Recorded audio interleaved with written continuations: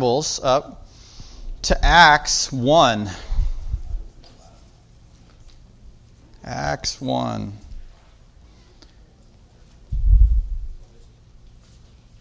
Acts 1. That helped a little. All right. Last week, Jeremy got us started. We started talking about doing. And we're going to talk more about that today. Not just being Christians who sit around or are crippled by a missing red light. Do you guys remember that story of the airplane last week? I have a very similar story, but it turns out very differently. And we'll get to that later. But being a Christ follower, that's what we're going to be talking about today. Being a Christ follower. And it's more than reading books or listening to our favorite preachers. Being a Christ follower is more than listening to Christian music or wearing a cross. Being a Christ follower is more than tithing, more than going to church, more than praying before meals. And what a lot of Christians like to do these days, it's more than going to conferences. Conferences are not the answer. Being a Christ follower is more than refraining from doing evil, more than trying not to sin, and more than just being nice. Are you with me so far? Being a Christ follower is being a doer. And as we're going to see today, being a doer is being a preacher, a teacher, a witness, a disciple, and a maker of disciples. Unfortunately, we get distracted by too many things and forget our goal. We focus our hopes and dreams on things that are not necessarily bad, but it's not the end game. We get stuck on things that we don't need to get stuck on. Are you with me? And now, let's go back to Jeremy's story about the airplane. There's a jetliner, right? They tried to put their landing gear down and one of the lights didn't come on. And they ended up crashing because they all freaked out. Their landing gear wasn't there, and it was just a light bulb that was out. Their focus was on the complete wrong thing, right? So, I got to go to the national conference for Foursquare, and Bob Goff spoke. He wrote the book Love Does. And I've heard Christians get mad about that book, and I was like, well, why are you mad about this book? It's just a guy loving people. And they're crazy stories, yes, and he breaks the law a few times in the stories, but just you got to get to his point, you know. Love everybody always. That's the whole book, basically. Love everybody always. But Bob Goff told this story. He is a diplomat. He's a lawyer, diplomat to Uganda, to the United States. So he's the diplomat from Uganda to the United States. He's a pilot, and he calls Disneyland his office, or Tom Sawyer Island is his office. Like when people are like, let's meet at your office, he's like, all right. And he gives them the address to Disneyland. Pretty funny. But anyways, he was flying a plane, and he came to land, and he flipped on his landing gear. And he's in a smaller plane, so it had 3 lights, you know, one for each of the back and one for the front. And the one in the front didn't turn on. Same thing as that jetliner, right? It didn't turn on. And so his first reaction is, oh man, my landing gear's not down. That's not good. And so he radios the tower. He's like, I think my front landing gear's not going down. It's malfunctioning. And he's like, I'm going to fly by you to see if you can see the landing gear. So he flies by the tower, and it's like, and he's like, could you see my landing gear? And the guy in the tower's like, no, I couldn't see your landing gear. So he flies around just for a minute, and he goes, okay, I can either stay up here and run out of gas, or I can land this plane and just see if the gear is there or not. Because he's the only one in the plane, right? He's got 2 red lights out of 3. And so he goes, I'm going to land the plane. And he tells the guy, I'm going to land the plane. And he goes down the runway. He's just, clenching his fist. And he's a little afraid. He lands those back wheels, and he's like, this is the moment. It's either going to hit the front wheels, or the nose of the plane is just going to hit the ground. And he goes, and it's out. It was there. It was just a bad light bulb. The gear was down, and he landed the plane, and he was safe. Do you see how different those 2 stories were from last week to this week? Same idea. 2 different solutions. He had 2 red lights out of 3. He said, I'm going to land this plane, and I'm going to see if that landing gear is there. Too many times, like Jeremy was saying last week, we might have 7 out of 8 lights on. And we're still going, God, is that you? Am I supposed to do something? Am I supposed to land this plane? You have 7 out of 8. He had 2 out of 3. He's only got 66%. 66.6 repeating, right? That's his percentage that he had. We have 10 out of 11. We have 14 out of 15 lights on, and we're still like, God, I don't know. I don't know if I'm supposed to do anything. I don't know for sure you've called me to do something. But I got news for you guys today. We are all called to do stuff. Every single person. And what we're going to look at today is the 3 great commissions that we see in the New Testament. It's all an account of the same event by 3 different people. Okay, so we're going to start in Acts 1, and we're going to start in verse 8. I was going through Acts in my personal devotions. That's how I got to this, okay? So there you go. It should be up on the screen. There we go. We'll read it together. I don't know what version's up there. It doesn't matter. I'll read mine. And you guys can follow along on the screen.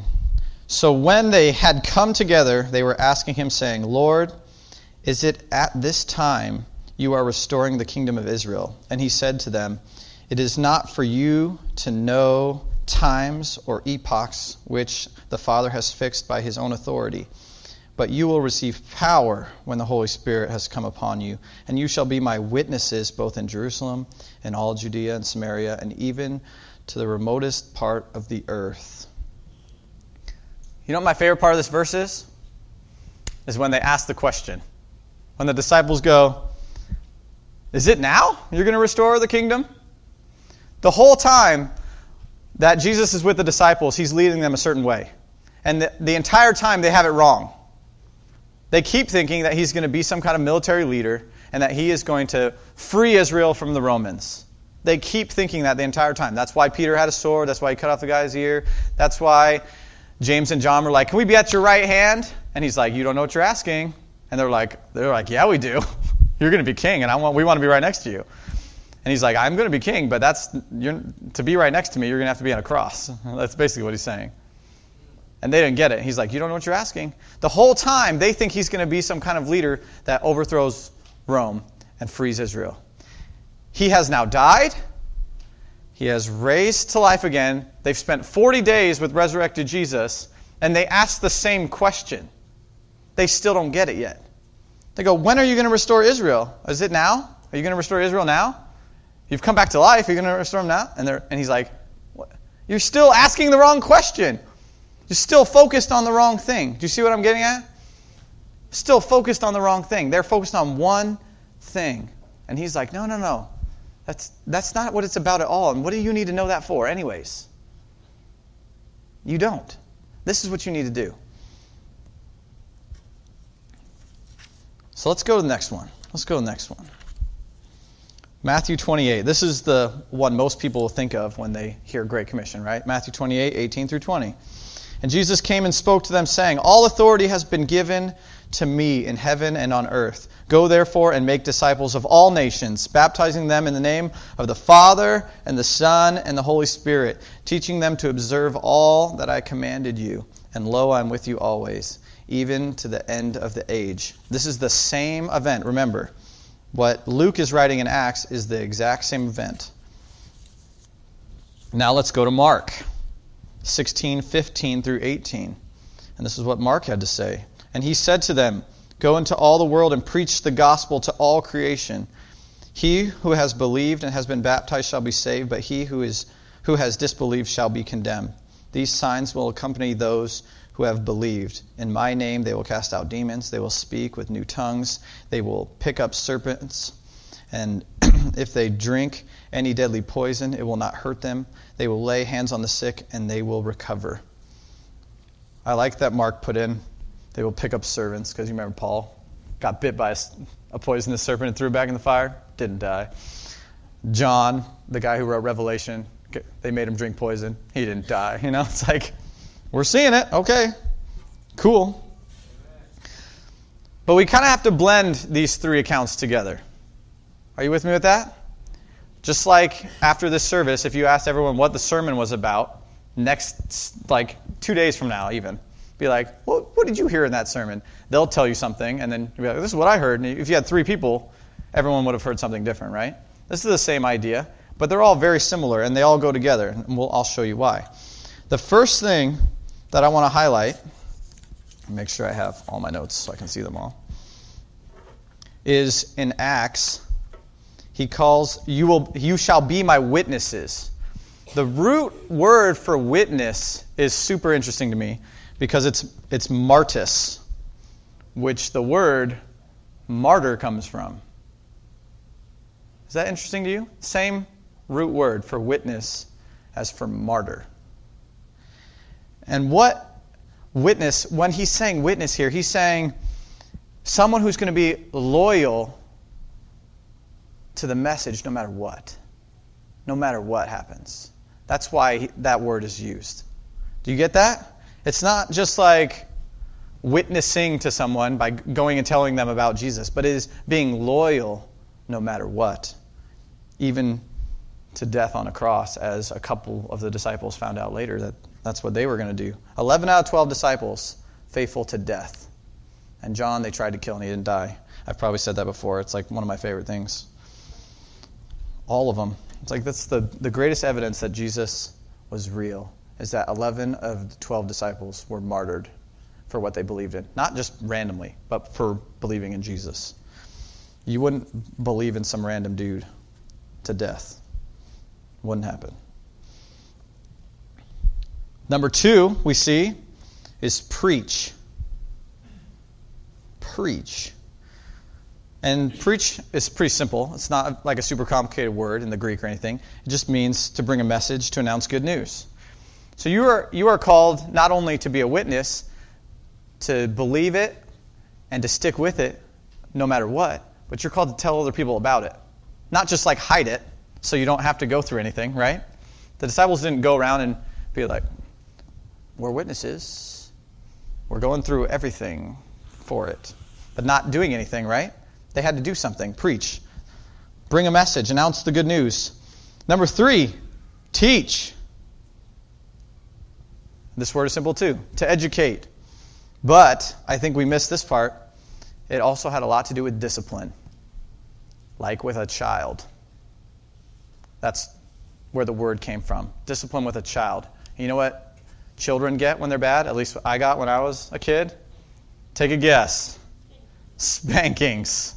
Wood, paddle, just swap. I got out of a lot of them. I probably got a quarter of them out my older brother got because I was a pretty smart little kid. And I was like, he did that and got a spanking. Not doing that. That was my childhood.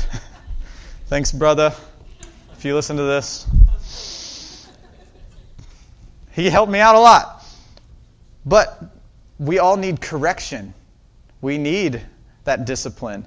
And he's saying that we, as disciples, so as we're going to get to disciple in just a second, but as we teach and educate, we've also got to bring discipline. Discipline as in that kind of correction. Discipline as in being a disciplined follower. Do you get what I'm saying? Someone who is doing the right things. Are you with me still? So we got be a witness. Loyal no matter what. Bring the message. Educate and also discipline. And number 4 is disciple. And we see it, Matthew 28 is famous for that. Make disciples of all nations. And what is a disciple? This is the climax of this passage, I think, or these 3 put together. A disciple, the closest thing we could probably get to, just another word for it, would be like an apprentice. An apprentice. You think of a carpenter, if they have an apprentice, that carpenter does everything, that apprentice does everything the carpenter does. Tries to mimic them exactly. That's why Paul says, I can't remember what letter, I think it's in Corinthians, imitate me as I imitate Christ. We're supposed to imitate Christ. We're supposed to be just like him. A disciple, by definition, is a lifelong learner. And not just learning random stuff. Not just learning about who Jesus is or who he was or any of that stuff. But learning to be obedient to the path God has called us on. That's what a disciple is. Learning, a continual learner that is learning to be on the path that God has called us to be on. That's a disciple. It's not a part-time status. It's not a for 10 years of my life kind of status, but it's a permanent status. No matter how long you've been walking with Christ, I can't think of a time when that I didn't believe in Jesus or I wasn't following Jesus. I've had times where I said, no, I don't want to follow you in this area, but I always believed he was real, and I was always, Jesus is Lord, all that stuff. Some people in this room have probably been followers of Christ for 30, 40 years, right? Guess what? You're not done. You're still a disciple. You still need to keep learning about Jesus. Amen. I forget what cheesy Christian movie it was, but the guy's talking about, I think it's Fireproof. He's talking about his wife, and he's like, when we got married, I had a high school diploma. And then, and then I got a college degree, and now I'm working on my master's about his wife. He's like, I'm getting my master's in my wife now. And then I'm going to get a doctorate. And then I'm going to, because he was like, I need to keep learning about her. I need to keep learning who she is. That's what we're called to be with Jesus.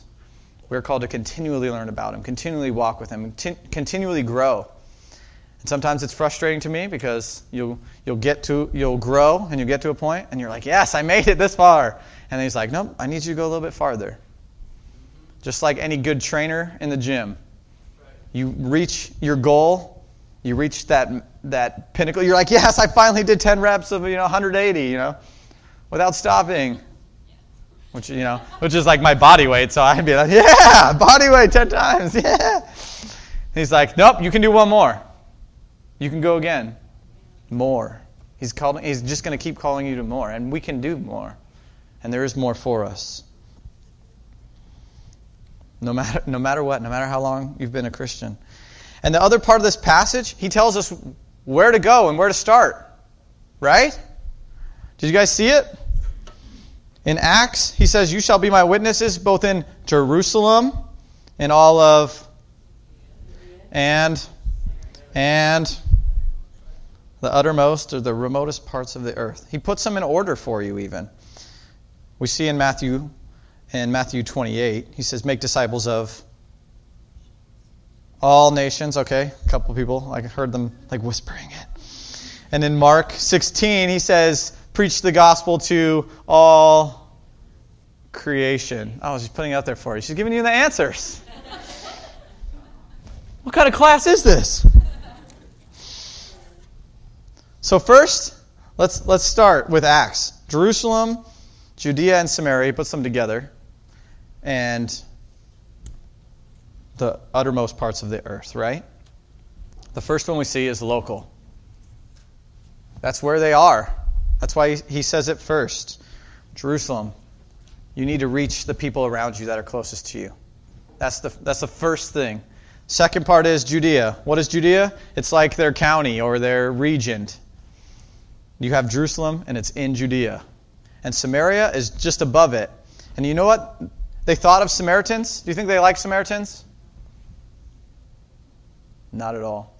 A Samaritan was like half Jewish person who worshiped on their own mountain. And they didn't like Jewish people, and the Jewish people didn't like them. When up by the Sea of Galilee, it's a big Jewish area, right? That's where Jesus was from. He lived in Capernaum with Peter for a long time. But they would travel down for one festival at least a year, and they would go around Samaria. They wouldn't even go through it. That's how much they disliked the Samaritans. But right away, Jesus goes, reach Jerusalem. Yeah. Reach the surrounding area. Thank you. It's my fault. I said it's like Yakima. It's like Yakima. Come on. Come on. That's terrible. Distracting. So we start in our local area. This is Ellensburg. This is our spot. This is where we start. This is where we reach first. Then the area, the county, the Kittitas County, or the region. You can expand it a little more if you want. But Judea was that area, and then Samaria was right there too. Reaching the people maybe we don't like or have it a little bit wrong. There's people that disagree with us. and it makes us mad and we don't want to hang out with them or be around them, right? And that's how the Jewish people felt of the Samaritans. He's like, nope, you got to reach them too.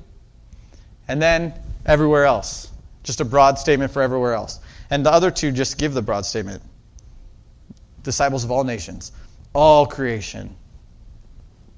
But we see that Luke is giving us our form, like kind of like not a formula, but the way our focus should be. Does that make sense? Are you good? You good? Can we move? Moving on? Okay. We're going to get into how this affects us now. Because we are supposed to be loyal no matter what to the testimony of Christ. We're supposed to announce the good news to people. We're supposed to educate but also discipline. And we're supposed to make disciples and be a disciple ourselves. So how do we do that in our community? Well, I'll tell you one way that you can reach people around you in the community. And I gave the challenge a couple weeks ago, the $20 challenge. And I shared Brian's story a while ago. But that's one way you can reach your community. It's simple. You reach out to them. You're loving them. You can share the gospel in some of those moments. It's a simple way to reach your community. There's ways of volunteering here for youth and college and kids ministries. You can help at a food bank. You can do tons of stuff, right? There's tons of things to be done in Ellensburg, not just in this building. But there's tons of stuff to be done, right? The food bank all summer was feeding people in the park. I don't know if they did this year because of the fire and all that stuff, but they did this year too. They need volunteers for that. You just go out and you feed kids in the park, and then you play with them for a little while. What's better than that? There's tons of stuff to be done. In our region, some of the stuff that we do in our region already is we have regional summer camps, which some of the kids are going to, and we get to serve at, which are awesome ministries. We have short-term missions. We went to Montana. I would say that's still kind of in our region, right? It's not overseas or anything. It's just short-term missions. I made fun of conferences, but there's different conferences around the area that we get to be a part of. There's a district-wide conference for Foursquare even that we get to go partake in and stuff like that. There's different ways of reaching the area. We have citywide worship. That's a way to reach the city, but people come from Yakima and other areas too to come to that. Different events like that. Those are good things to do. Right? I'm sure you can think of other ways to reach our region. I work in a church, so I have all the church answers, right? Conferences, short-term missions, camps. But there's so many good nonprofits and other stuff that serve our communities in our region. And then global. This church gives to missions. We give to missionaries. We give to Foursquare Missions International. You could become a missionary. I bet you there's someone in here that's probably has a call to missions right now. And maybe you're in the plane with 5 out of the 6 lights on. And you're looking at that light that's not on going, I don't know if I want to go. A call to missions that's a hard one, right? Give up where you live, all your friends, maybe. It depends on where you're going. But I bet you somebody's called to go somewhere in this room. And maybe we'll be called somewhere someday to be on the mission field. I don't know. There's short-term overseas missions. I hope we get there. I don't want us just to be a church that gives to missions, but I want us to be a church that does missions. And we started it with the college. We went on a regional one. We went to Montana, and we served those kids there. And we might go again next year. We might go somewhere else. Maybe Mexico. We'll see. We have a missionary friend down there. But I want us to be a church that goes and that does stuff. Not just... Sending money is good. The prayer is good. The last thing I put on here is all these areas need prayer. Prayer. They all need it. And we need to do that. And we need to give to missionaries too. But I want us to be a church that also goes. Not just sending a pastor. Not just being like, Amos, you go and preach to somebody. It's awesome that Dave went and did that. It's awesome. And it's awesome that we got to send him and all that stuff when he was here. But I want us all to be doing that. All be going on trips. It's like this sanctuary was built on a short-term mission from another church. It used to look like a gym. Now it actually looks like a sanctuary. And they came last summer and took weeks off of their work and came here just to work on our church. And that was their vacation for the summer. And there's people, that was my old church, actually. And I know a lot of people that were on that trip, and some of them have gone on those summer missions for 20 plus years. Every single year they go and they work at somebody else's church. And it's amazing. They're serving the region. And we can do stuff like that. We can do stuff like that. But God has given us a purpose. And He's given us all a purpose. He's given us all a goal. He's given us all a mission. We don't need that light to come on. I don't like it when people are like, I don't feel called to do that. I'm like, of course you're called. It says in Acts and in Matthew and in Mark that you're called. It says to all Christians, you are supposed to go. You are supposed to go. You are supposed to do. You're supposed to make disciples. That's every single one of us. Not the pastor, not the worship team or the worship leader, not the people that are really tall, like Jeremy. Not the ones that dress really nice, like Hugh. Got to get Hugh in here somewhere, right?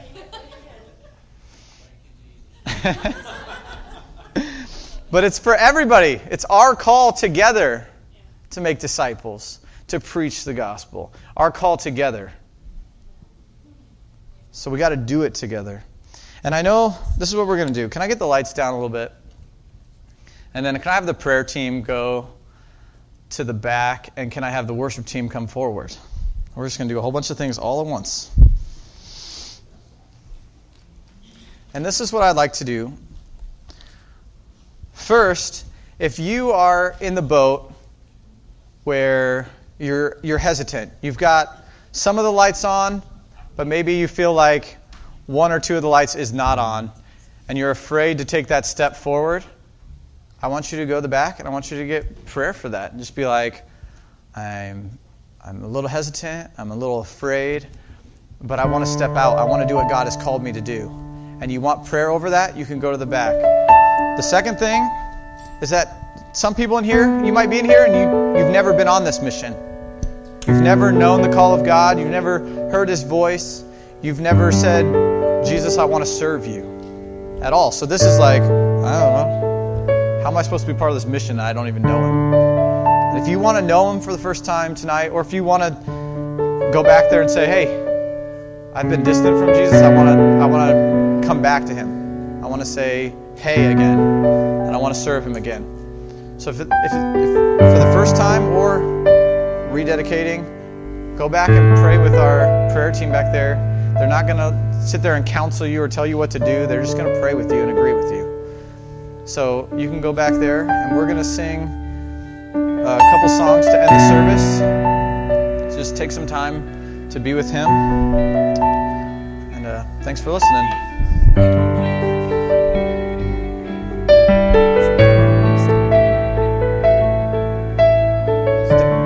Can we all stand up for worship here?